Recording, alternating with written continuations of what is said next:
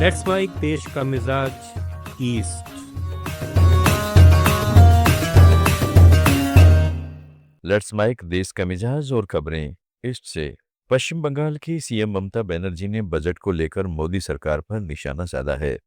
CM Banerjee ने कहा है कि इस बजट में केंद्र सरकार ने बंगाल को कुछ नहीं दिया है और ये बजट दिशाहीन है। वित्त मंत्री ने 3 कॉरिडोर के बारे में जो कहा वह पूरी तरह से झूठ का कचरा है।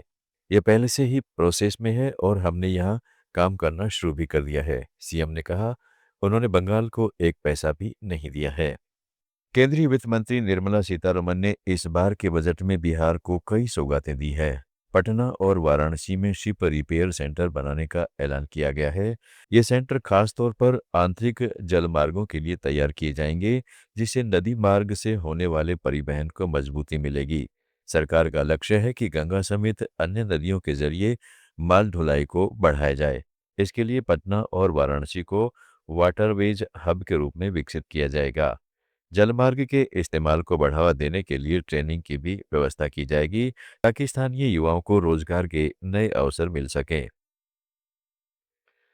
छत्तीसगढ़ के मुख्यमंत्री विष्णुदेव साय ने बजट को लेकर कहा है कि यह ऐतिहासिक बजट कर्तव्य भवन में तैयार किया गया पहला बजट है।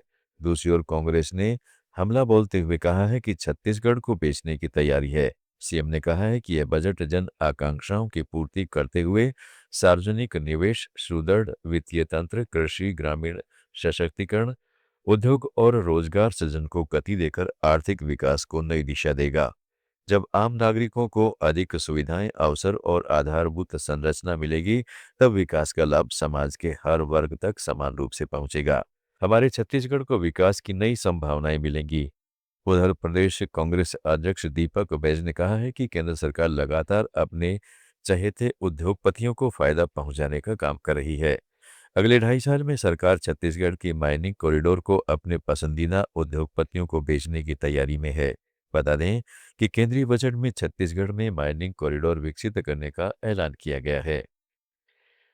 झारखंड की राजधानी रांची में पड़ोसी से झगड़े में एक व्यक्ति की पीट कर हत्या कर दी गई।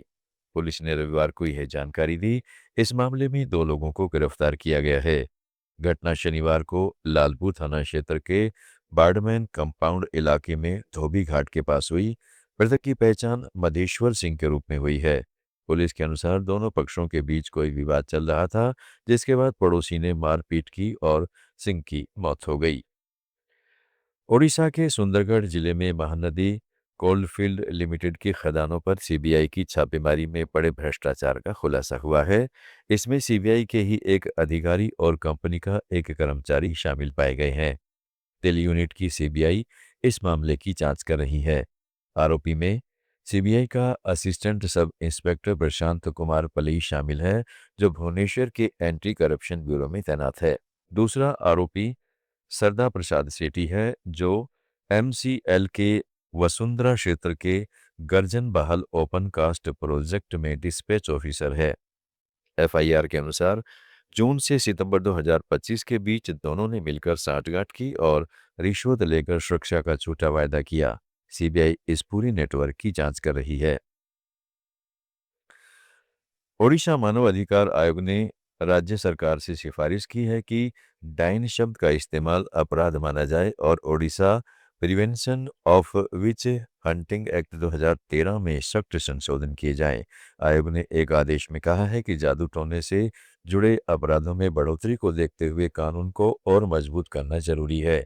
आयोग ने ऐसे अपराधों की रोकथाम पर फोकस करने, पीड़ितों की मदद और हिंसा रोकने के लिए कदम उठाने की बात कही है। यह सिफारिश 2018 के एक विच हंटिंग केस की सुनवाई के दौरान आई है। देश का मिजाज में फिलहाल इतना ही। जुड़े रहिएगा लेट्स माइक के साथ। आप सुन रहे थे let's mike more than radio. Follow कीजिए हमें हमारे सोशल मीडिया प्लेटफॉर्म्स पर।